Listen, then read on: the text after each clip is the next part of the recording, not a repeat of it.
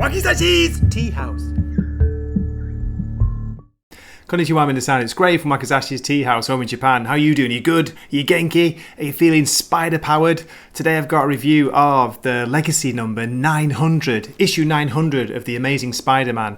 It's actually issue 6 of the new run by Zeb Wells. This time the art is by Ed McGuinness, so it's nice to see a different artist. So now what I'll do this, instead of doing my usual long review and go through the whole story, I'm not going to do that this time. I'm going to show a little bit of the art inside, give a short summary of part of the story, but not going to spoil anything. Now this kind of works as a standalone story. It works on its own. It's not really involved in the continuity of the main story. It's been going on by Zeb Wells and John Romita Jr., for the last 5 issues. So this can be read as a one and done standalone. Now, is it any good? Is it worth reading? Well, this could be controversial, but I thought it was just alright. It's very, what's the word? It's gone for a comedic take to it, Zeb Wells. So there's a lot of humour, well, a lot of what he thinks is funny, but it's a little bit corny, a little bit cheesy at times. Good things are, it reminds me of some of the old Spider-Man stories going, back to the days of Roger Stern, Stan Lee, the Jerry Conway, those kind of writers.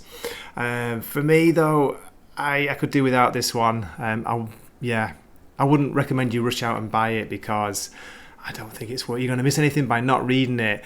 But it is good to see the Sinister Six back in this issue. That was pretty cool. I want to show just one splash page from inside. Check this out. Where are we? Fantastic double page spread by Ed McGuinness. I think he's inking this one as well. He doesn't do all the inking. There are 2 or 3 other inkers as well, and you can tell when it changes. But look at this. It is a fantastic 2-page spread here. Spider-Man and the Sinister Six. What's this? Are they banding together to fight a different foe? Could be. And one more thing I want to show you is there are 3 backup stories. 2 weren't good at all, very, very boring.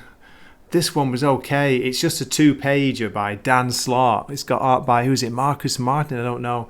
But it's going back to the early days of Peter Parker, trying to get a date for the summer dance.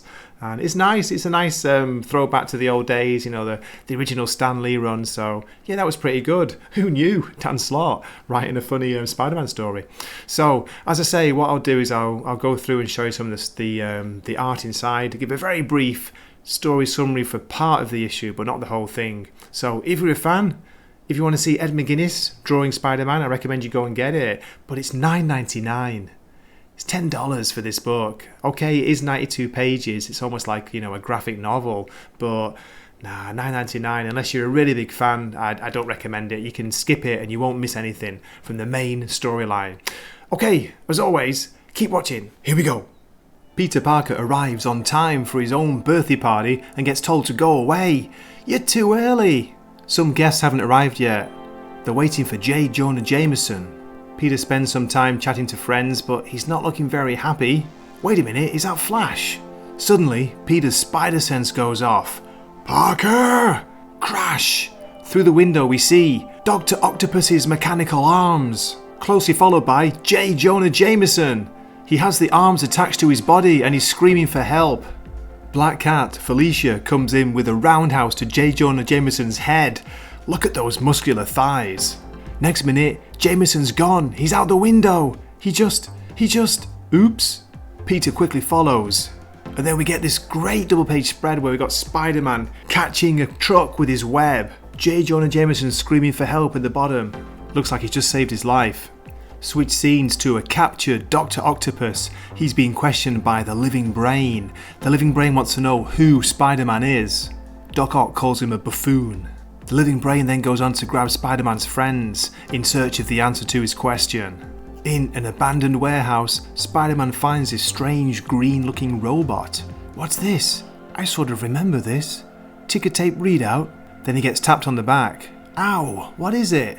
Turns round to see some crazy conglomeration of the Sinister Six. It's a hybrid creature with the powers of Vulture, Kraven, Mysterio, the Sandman, Electro and Dr. Octopus. What do you think of this design? It's pretty cool. After an exciting 4-page fight, Spider-Man appears defeated as he's thrown to the floor. Spider-Man's friends are asking the Living Brain, "Who are you?" Then we get a very brief origin story. Randall Stephen Petty, that was his name.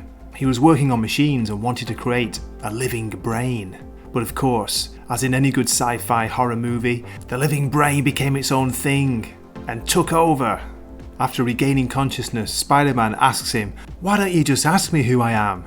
The living brain lets out a strange scream, "He's awake!" and flees, telling the Sinister Six hybrid to kill him. Can Spider-Man defeat this super-powered monster at the second time of asking? Okay, I'll leave my story summary there. Okay, here's the preview cover for issue 7, showing Norman Osborn holding Spider-Man's mask with some kind of helmet, is it underneath? Is it a golden goblin helmet? And I want to show you some of the variant covers. Now, instead of going through them all individually, I want to show you from the LeagueOfComicGeeks.com homepage. Look at this, how many variant covers are there? Well, as you can probably guess, there's a lot. Here we go, let's scroll down, you can see John Romita Jr. is the main cover. We've got a Tedesco variant, a Chung variant. Let me check the artist's name properly. There's so many here, it's just hard to find them. There's like a huge list of names. Jim Chung, there we go, Jim Chung. Peach Momoko variant. There's, of course, Mark Bagley's done one. This one here looking very good. This is a Derek Chu Virgin variant. Fantastic. And quite like the Ivan Tao variant there. We've got Mary J in the background. So many to choose. Which one would you choose? That's the question. Tyler Kirkham as well. Looking good there. Okay, as always, thank you so much for watching. Please let me know what you thought of the issue in the comments. I'd love to hear from you. And I hope to see you in a future video. This is Gray from Wakazashi's Tea House, signing off on a very hot and sunny Japanese summer's day. Matane. Wakazashi's Tea House. Please subscribe.